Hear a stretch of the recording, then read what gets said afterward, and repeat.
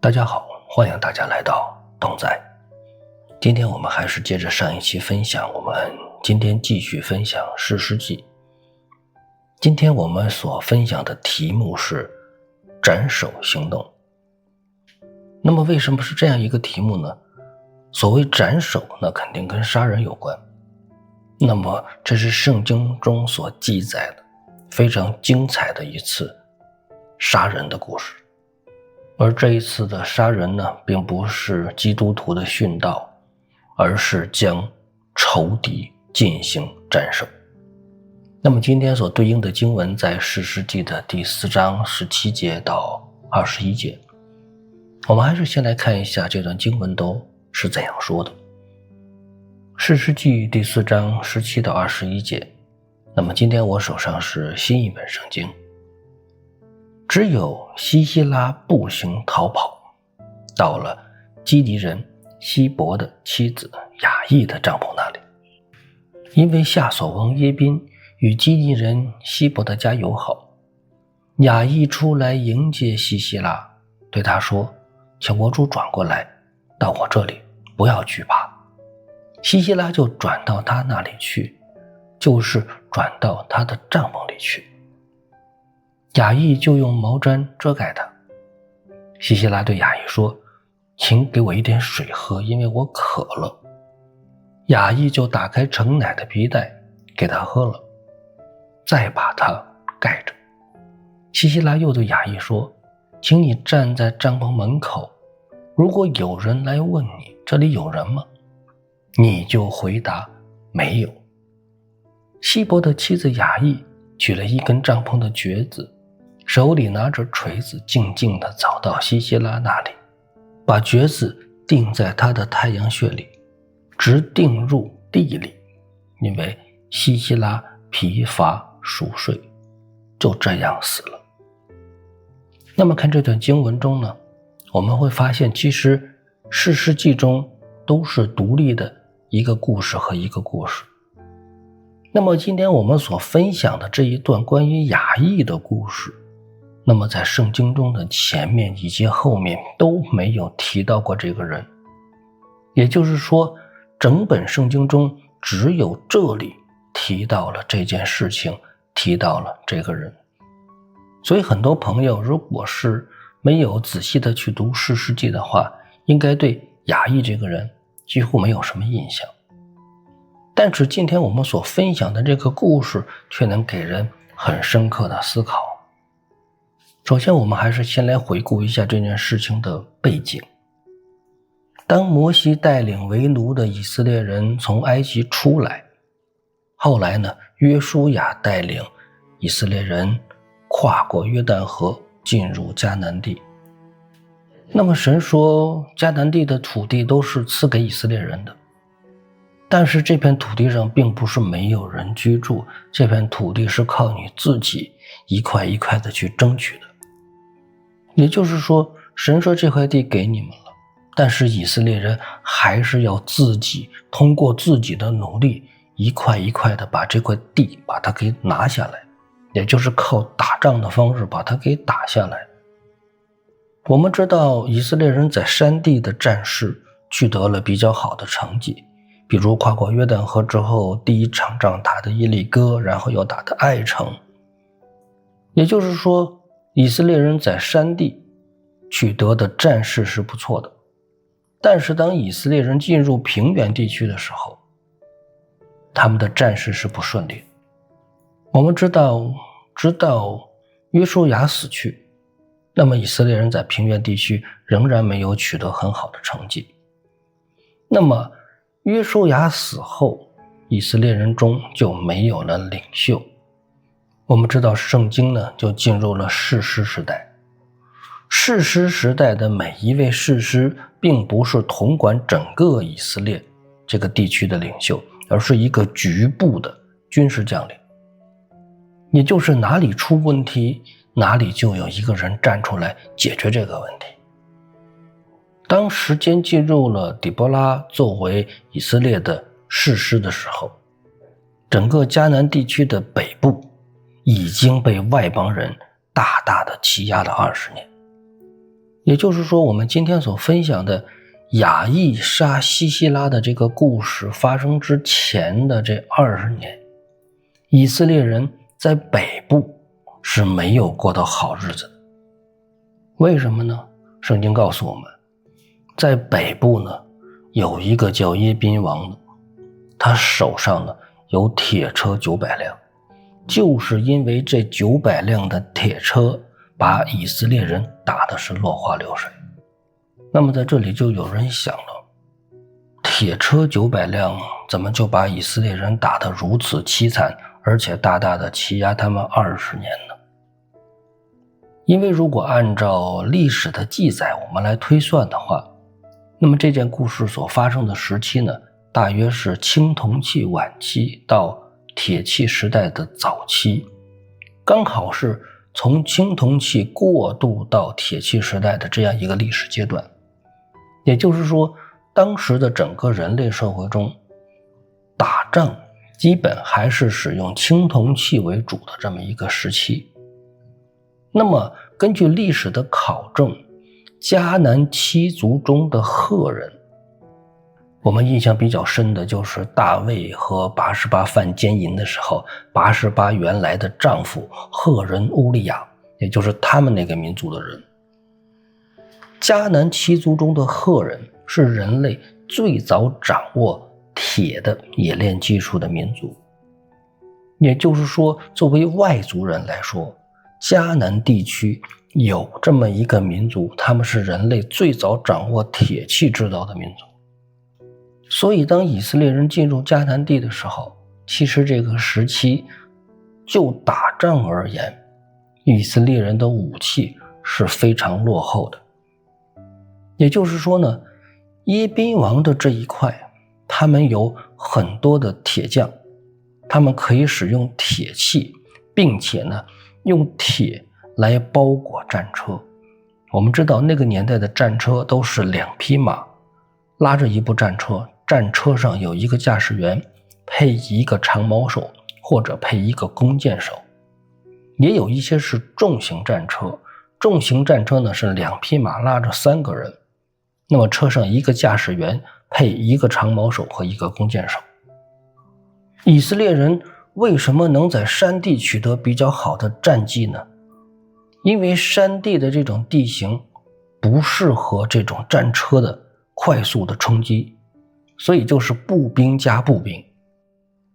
但是呢，如果进入平原地区的话，他们基本上是打不进去的，因为平原地区是比较适合于这个战车的快速的冲锋。如果一面是步兵，另一面是战车的话，那步兵基本上是毫无胜算的。所以这个也能侧面的解决大家一个困扰很久的问题，也就是为什么摩西当时出埃及的时候，为什么选择绕路，绕过整个的西乃半岛，最后从迦南地的最东侧来进入，而不是直接从迦南地的南部，从沿海地区直接从平原地带攻进这个迦南地。因为如果他们最初从平原地区过来的时候，可能根本就赢不了。当然这个是从人的角度来看这个问题。那么这一次呢，以色列人还是组织了兵马从山上冲了下来，直接对战迦南人的铁车。但是从圣经中我们看到，这边呢，以色列的联军有步兵1万人，那么对方的耶宾的西西拉率领的部队呢，有铁车900辆。给人感觉这1万人的步兵对战900辆的铁车，好像也是旗鼓相当，势均力敌。但是呢，曾经有人做过试验，用50个人和2匹马来进行拔河比赛，结果呢，这2匹马基本上是碾压这50个人的。也就是说，2匹马和50个人拔河，2匹马是不费吹灰之力就可以拉着这50个人跑的。所以按照这个方式来计算的话，900辆的铁车，你对方的来个4-5万的步兵都基本上是没用的。所以在这样一种情况下，那么以色列人的1万人还是没有办法战胜耶宾王的铁车，这是一个前提。但是呢，事实证明，神是奇妙的，只要你依靠神，没有什么事情是不可能的。即便是对方有最先进的武器，那么只要有神的同在，再先进的武器也没用。那么呢，这段故事呢，我们有时间呢再来跟大家分享。那么今天呢，我们主要是分享后边这一段，也就是说1万人对战900辆的铁车，结果900辆铁车的耶宾王的军队大败，最后呢，就只有西西拉逃了出来。西西拉落荒而逃，那么逃到哪里呢？逃到亚裔他们家去了。圣经告诉我们，亚裔和耶宾是有一定的友好关系的。那么有人猜测是这样的，因为后来圣经中提到亚裔拿的那个锤子是匠人的锤子，所以有人推测亚裔家原来有可能是做铁匠的，也就是说铁匠是帮助耶宾王来制造这些铁车的。所以说呢，那么也就是说亚裔他们家曾经给耶宾王打过工，也就是员工和老板的关系。或者是说呢，耶宾王曾经把一些个工程外包给了亚裔家，所以他们是一个商务合作的关系。所以呢，两家之间还是有盟约的。后来呢，整个亚裔他们家的家族就搬家了，从耶宾王所控制的地区搬到了以色列人所居住的地区。所以当有些人想不通为什么亚裔要杀西西拉，那么我觉得这里我们可以从另外一个角度来分析，就是说人都是靠脚投票的。虽然亚裔他们家和耶宾王是有关系的，也就是说他们在耶宾王的这个地盘生活的时候并不会受到打压，但是耶宾王也好，西西拉也好，他们这些外族人所统治的地区还是非常残暴的，他们到处烧杀掳掠。所以呢，我们可以分析到的就是亚裔的家庭并不赞成耶宾王对当地这种管理的方式，所以呢，他们还是选择住在以色列人所居住的地区。另外一个值得要提的就是，其实亚裔的家族和摩西的老婆家是有亲戚的，所以说这个家族很特别，它既与耶宾王这边有关系，同时呢，与以色列人这边还是有关系的，所以他们算得上是与以色列人有亲戚关系，同时呢，与耶宾这边呢还有生意上的关系。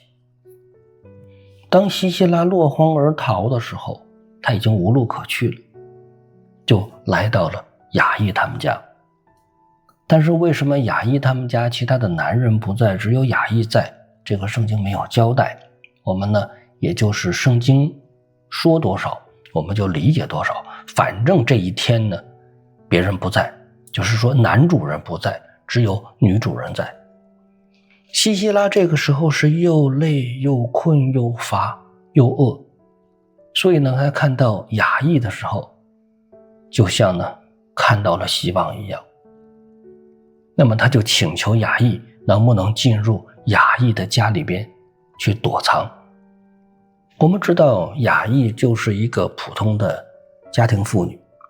如果亚裔不同意的话，那么凭着西西拉的残暴一定会杀掉亚裔的。所以亚裔在这个时候呢基本上是没有选择的，就是说西西拉想要做什么他只能同意。所以西西拉来到了亚裔的帐篷里，他说你得给我挡着，然后呢你得给我饭吃，给我水喝。所以呢西西拉所提出的一切的要求亚裔都同意了，而且西西拉说让亚裔呢到门口给自己守着，如果有人问的话，就说里边没人。这样的话呢，西西拉觉得自己暂时是安全的，逃过了一劫。那么在这样的一种环境下呢，西西拉就睡着了。那么在睡着的时候，就发生了这次斩首行动，就是亚裔取了一根帐篷的橛子，然后用橛子直接把西西拉给钉死了。那么这是很特别的一件事情。为什么特别呢？在圣经的士师记第5章中提到了亚裔拿着锤子是匠人的锤子，所以有些人判断亚裔家是铁匠出身。如果是铁匠出身的话，他们的锤子是用来锤铁的，他们帐篷的橛子有可能也是铁制的。我们知道当时的游牧民族很多的帐篷还是使用木橛子来固定帐篷的。然而呢，亚裔他们家有可能很特别，由于是铁匠出身，他们使用的是铁制的橛子。我们通过一些历史的这个资料可以看到，当时如果是一个大一点的帐篷的话，可能至少都是10几根或者几十根的橛子来固定这个帐篷的。而且呢，游牧民族每年至少要搬2到3次家。如果亚裔的家族足够大的话，他们家可能有很多个帐篷，不止一个帐篷。这样的话，如果对于一个游牧民族来说，支帐篷，也就是说拆帐篷再搭建帐篷，然后钉橛子，这件事情对于他们而言是轻车熟路的，是他们非常熟悉的一件事情。如果他们拥有一个比较大型的帐篷，而且每年要拆把几次的话，我们知道那个年代一般来讲这样的工作都是由女人来做的，也就是就亚裔而言，每年就支搭帐篷这件事情，他就要钉上百个橛子。所以呢，亚裔拿出橛子来钉，对于他而言这是非常熟悉的工作。所以有人说，亚裔为什么不直接拿一把刀，或者呢直接用这种锤子来杀西西拉呢？其实我们能想到的就是，对于亚裔而言，使用刀或者是直接用锤子，真的还不如钉橛子这件事情来得顺手。所以钉橛子是他熟悉的工作。所以在这里边我们看到神真的是很奇妙的，神用亚裔所从事的最熟悉的一份工作来完成了一次壮举。西西拉作为当时来讲，当时迦南地区最强大的军队的将军，从来没有想过自己会死在一个妇人的手中，他更没有想过他是被亚裔的橛子所钉死的。所以这就是神很奇妙的作为。今天你千万不要觉得自己好像什么都不会，什么本事都没有，但是呢，只要你想为神所用，你想为神做一些事情，神就会根据你的特长，用你最熟悉的本领，做一件最伟大的事情。这就是我们在这段圣经中能够学到的。对于当时的以色列而言，那么多人，有才华有能力的人多得去了，但是呢，却没有人能够完成这个壮举。而神就是使用一个最普通的家庭妇女，用她最擅长的方式完成了神奇妙的作为。所以说神特别善于使用普通的人，而前提是他们一定要认识神，而且他们愿意为神所用。这就是今天呢我们的分享。同在，我们下期见。